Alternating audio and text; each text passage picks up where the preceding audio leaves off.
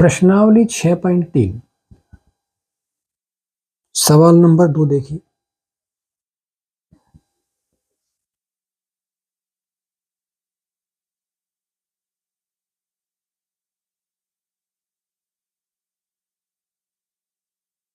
यहां आपको एक डायग्राम दिया है।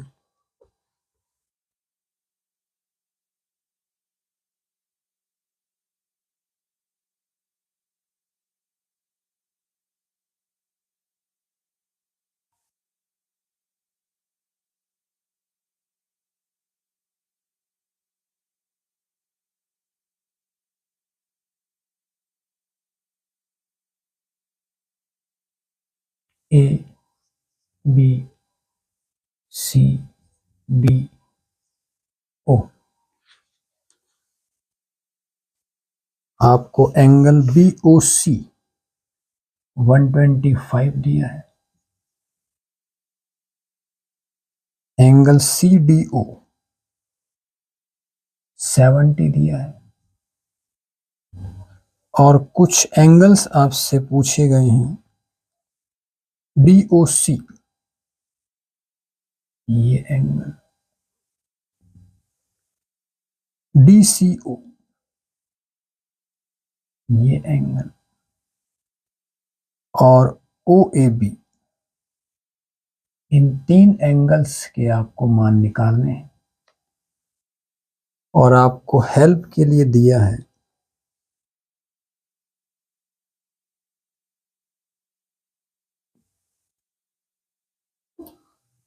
त्रिभुज ओ डी सी।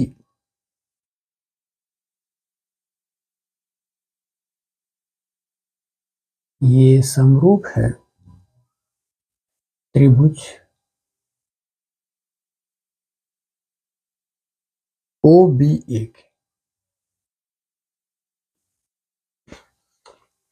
तो हम इसकी हेल्प भी लेंगे, मगर ये सवाल आपका बहुत आसानी से हो जाएगा, वैसे ही हो जाएगा एक हद तक। आप यहां देखिए, ये एक स्ट्रेट लाइन जा रही है, तो ये टोटल एंगल 180, उसमें से 125 माइनस करेंगे तो आपका ये एंगल आराम से आ जाएगा।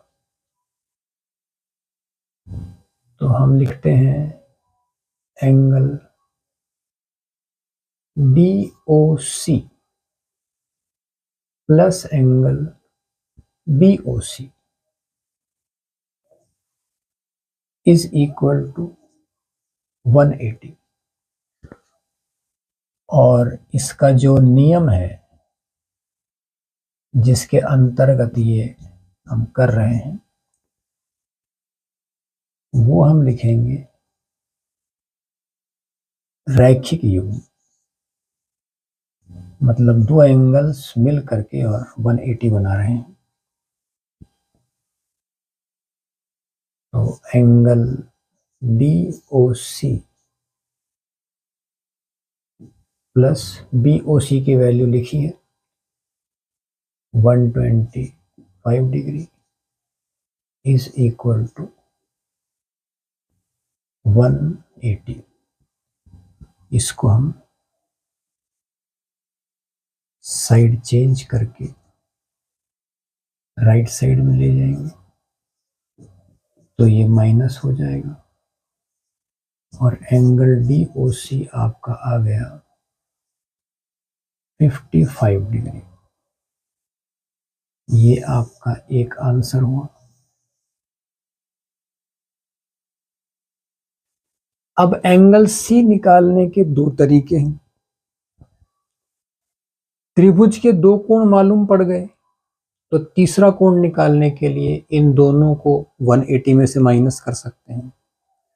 और एक त्रिभुज का नियम होता है कि त्रिभुज का बहिष्कोण उसके सामने के 2 कोणों के योग के बराबर होता है। तो ये बहिष्कोण वाला ज्यादा इजी है, ये कर लेते हैं। Angle ODC plus angle DCO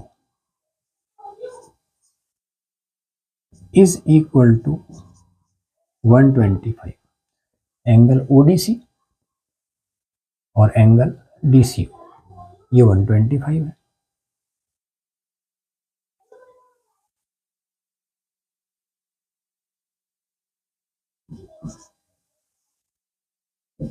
बहिष्कोण 125 degree, हम एक संकेत दे देते हैं,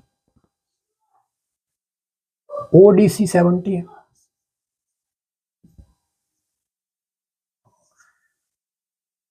डीसीओ ज्ञात करना है 125, इसको माइनस करेंगे, इज इक्वल टू 125 माइनस 70, तो एंगल डीसीओ भी आपका आया 55 डिग्री।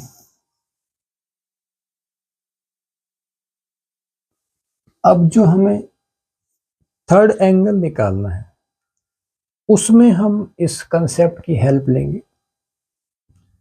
अब यहां आप एक बात पर ध्यान दीजिए कि चाहे समरूप वाला कंसेप्ट हो चाहे सर्वांगसम वाला कंसेप्ट हो, हमें सीक्वेंस का ध्यान रखना है। फॉर एग्जाम्पल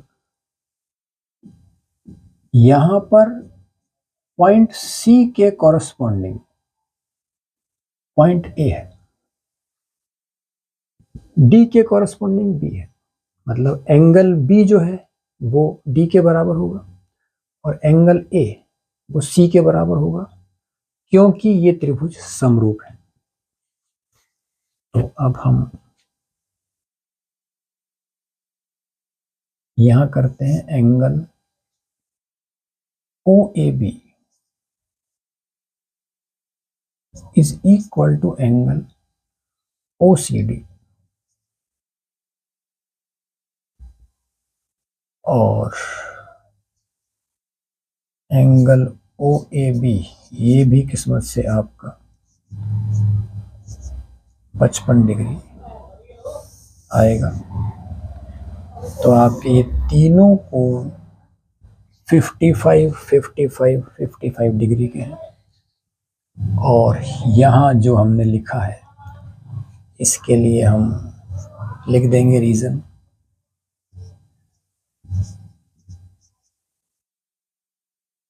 समरूप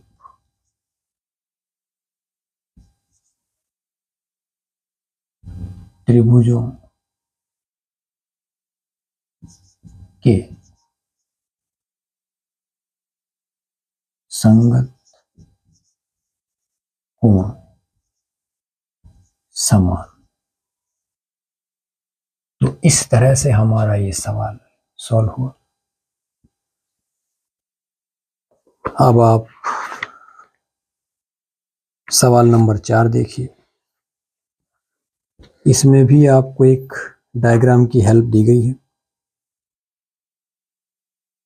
और आप डायग्राम देखिए, सवाल देखिए।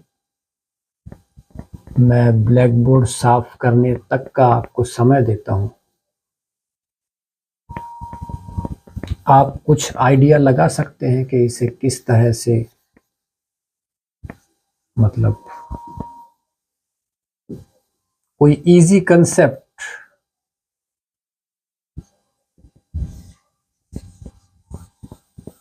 जिससे हम इसे सॉल्व कर सकें,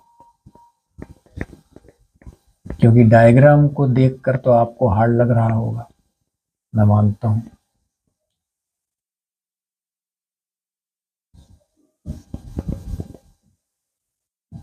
मगर इतना बता देता हूं कि सवाल आसान है।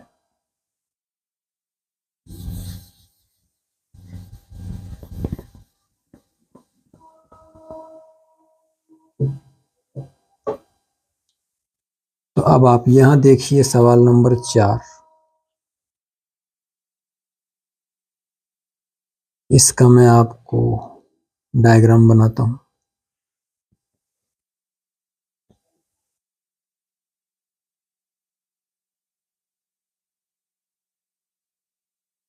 ये तो हुआ Q R और इसके पहले यहां S है। अब हम इस तरह से अगर गए तो यहां से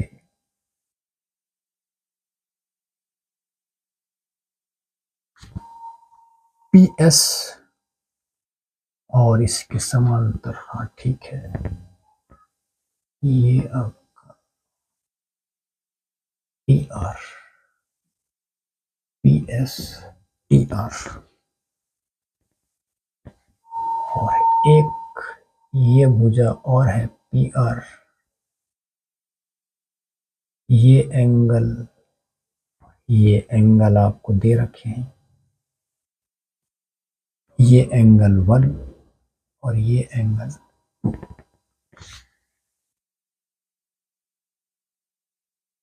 कुछ आपको हेल्प दी है वो मैं लिख देता हूं, इसे बाद में लिखेंगे तो मेहनत कम होगी। अब हम सबसे पहले एंगल 1 और 2 की हेल्प लेंगे। तो आप देखिए कि त्रिभुज PQR में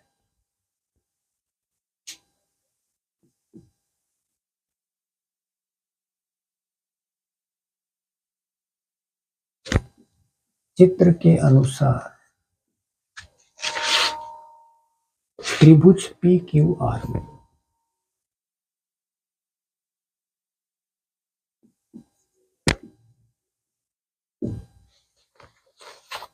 यहां पर कोण 1 बराबर कोण 2 आपको दिया है, ये आपको दिया है।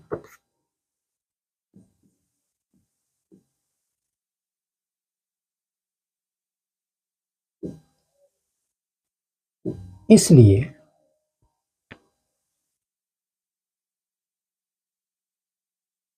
भुजा PQ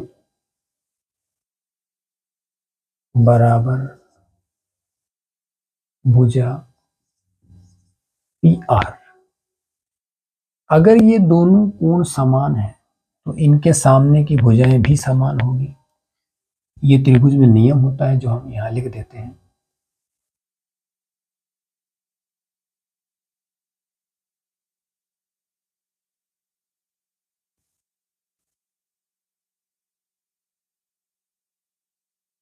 समान कोणों के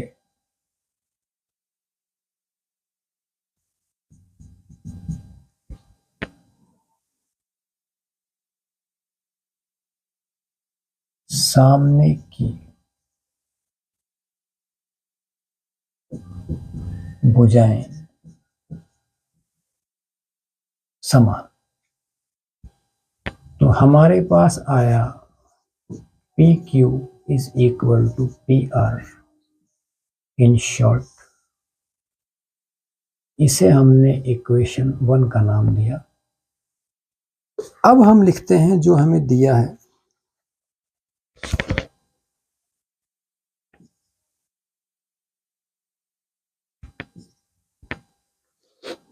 QR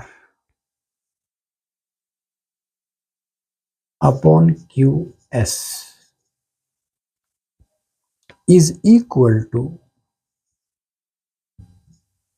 QT upon PR।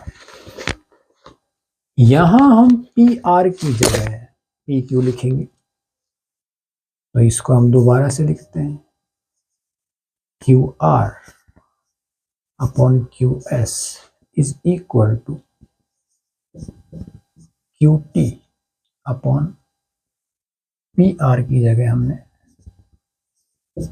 PQ लिखा और यहां हमने रीजन लिख दिया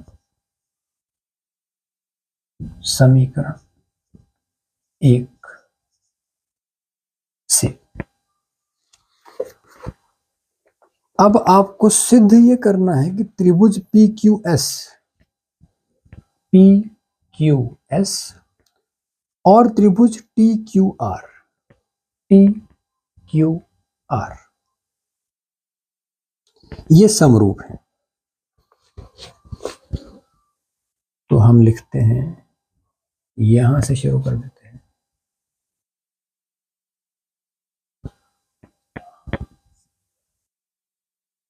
त्रिभुज PQS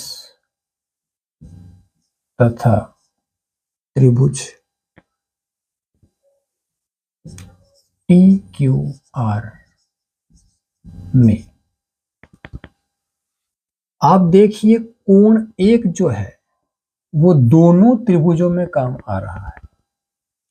तो हम लिखेंगे कोण 1 बराबर कोण 1, और इसे हम कह देंगे उभयनिष्ठ कोण। ये दोनों त्रिभुजों में है और बराबर है। और इसके साथ ही आप यहां देखिए, जो हमने ये मतलब हेल्प लेकर के जो काम किया था उसका लॉजिक, QR मतलब बड़े त्रिभुज की भुजा QR और छोटे त्रिभुज की भुजा QS, इनका अनुपात। यहां बड़े त्रिभुज की भुजा QT और छोटे त्रिभुज की भुजा PQ, इनका अनुपात, ये अनुपात बराबर है। तो इसे ही हम दोबारा लिख देंगे, QR upon QS is equal to QT upon PQ। इसलिए त्रिभुज PQS ये समरूप होगा त्रिभुज TQR के। और इसका मैं आपको रीजन भी स्पष्ट करता हूं।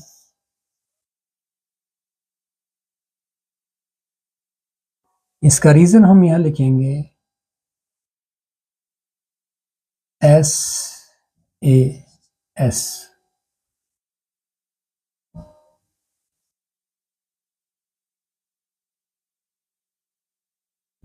समरूपता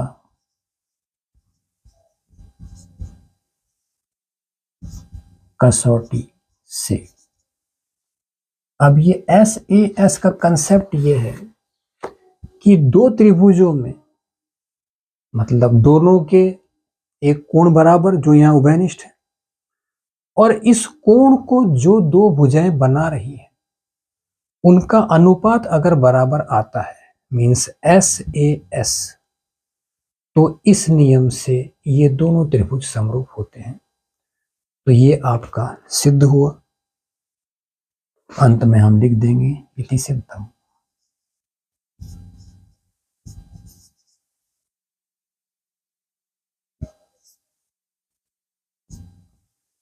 यहां आप देख सकते हैं कि हमने सिर्फ एक कंसेप्ट की हेल्प ली है, एंगल 1 और एंगल 2। इनकी हेल्प से हमने मतलब ये जो किया है, PR की जगह हमने यहां पर PQ पुट किया, और इसके बाद हमारा काम बड़े आराम से हो गया। तो ये सवाल नंबर 4 कंप्लीट। अब आप एक सवाल और देखिए। देखिए सवाल तो इसमें काफी है, लेकिन कंसेप्ट सबके सेम है, तो मतलब थोड़ा डिफरेंस तो आएगा, इतना मुश्किल नहीं पड़ेगा आपको। सवाल नंबर 15 और देख लीजिए।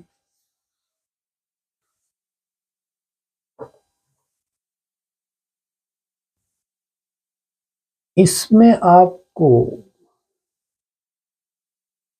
एक तो ऊर्ध्वाधर स्तंभ की बात कही गई है, और एक मीनार यहां समझने वाला जो मेन कंसेप्ट है, उसके लिए क्वेश्चन में थोड़ी सी हेल्प दी गई है कि उसी समय, मतलब एक ही समय पर यह काम हो रहा है। तो अगर हम सूरज की रोशनी की बात करें, उससे जो छाया बनती है, तो वो दोनों कंडीशंस में, मतलब छाया जो कोण बनाएगी वो कोण समान होगा। उस आधार पर हम आगे बढ़ेंगे। तो सवाल नंबर 15 आप देखिए।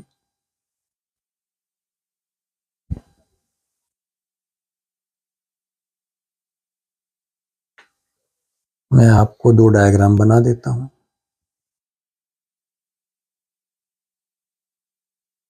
एक डायग्राम स्तंभ का है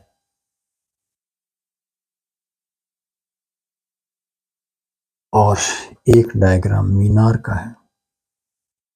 मीनार थोड़ी बड़ी होगी, उसकी छाया भी बड़ी होगी।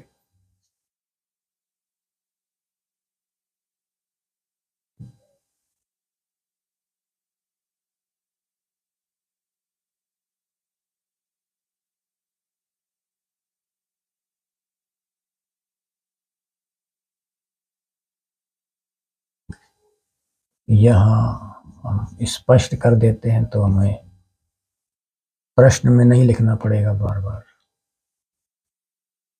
चित्र जो है ये वाला आपका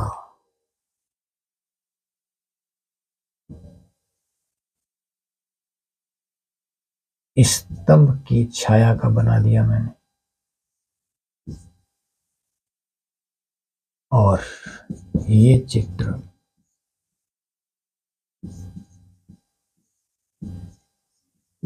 मीनार की छाया का। नामकरण कर देते हैं हम ए बी सी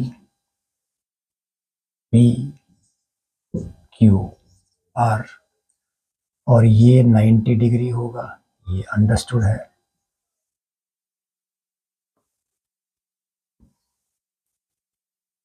अब स्तंभ की ऊंचाई ये आपको 6 मीटर दे रखी है,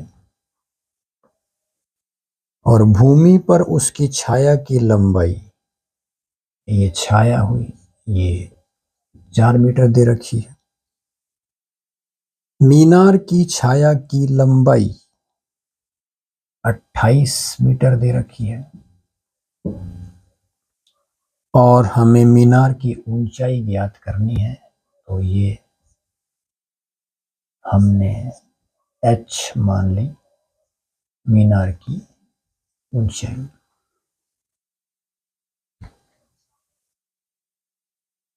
अब हम यहां लिखेंगे चित्रों के अनुसार।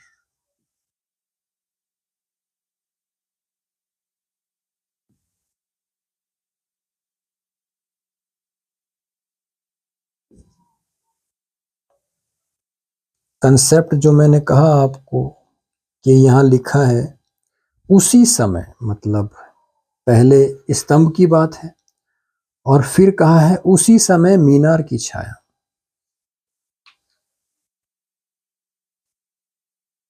तो हम लिखेंगे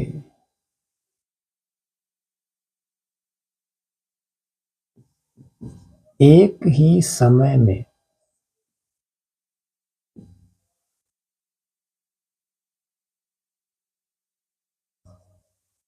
छाया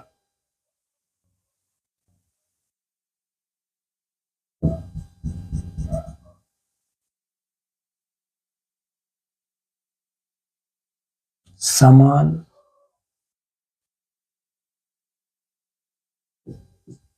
कोण पर बनेगी। इसलिए अगर मान लीजिए सन, मतलब यहां सन माने, तो इस तरह से जो छाया बनेगी, तो ये कोण और ये कोण ये दोनों इक्वल होंगे, यहां मैंने मेंशन कर दिया है।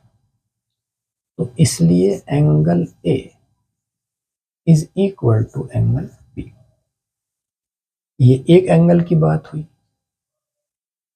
दूसरा angle C is equal to angle R is equal to 90 degree. तो त्रिभुज ABC ये समरूप होगा त्रिभुज PQR। सीक्वेंस का ध्यान रखेंगे, ABC PQR। और इसका रीजन क्या होगा? इसका रीजन होगा AA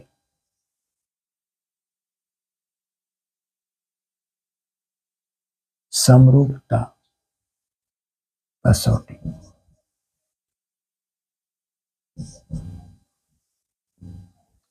देखिए, त्रिभुज, दो त्रिभुजों के अगर दो कोण बराबर हैं और त्रिभुज कोई भी हो, कुल योग कोणों का 180 डिग्री होता है, तो तीसरा कोण भी बराबर होगा। तो इसलिए केवल दो कोण बराबर आ जाएं तो उस बिहाफ पर भी हम समरूप प्रूव कर सकते हैं। तो अब ये त्रिभुज समरूप हो गए। अब हम लिखेंगे इसलिए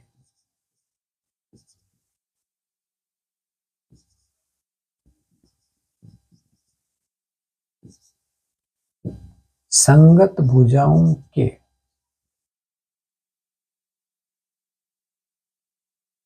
अनुपात समान।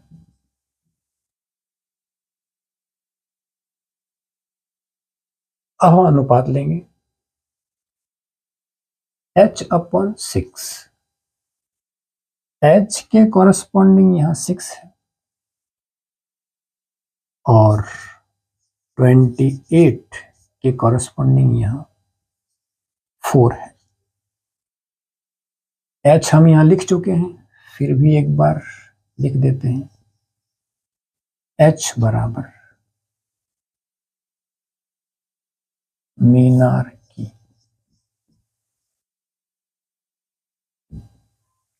ऊंचाई,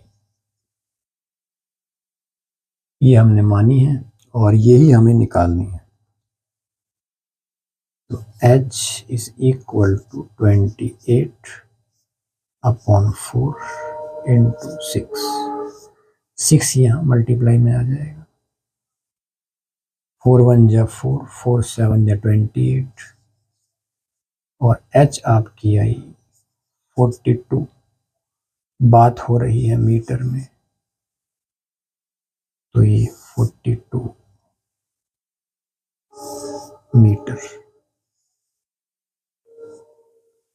और आंसर हम लिख देंगे इसलिए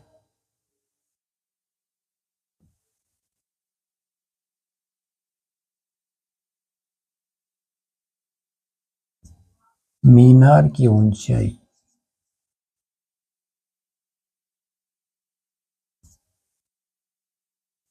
बराबर 42 मीटर। ये हुआ आपका आंसर कंप्लीट। और इस प्रश्नावली के मेरे हिसाब से इम्पोर्टेंट सवाल भी कंप्लीट। तो अब मिलते हैं नेक्स्ट वीडियो में। Thank you.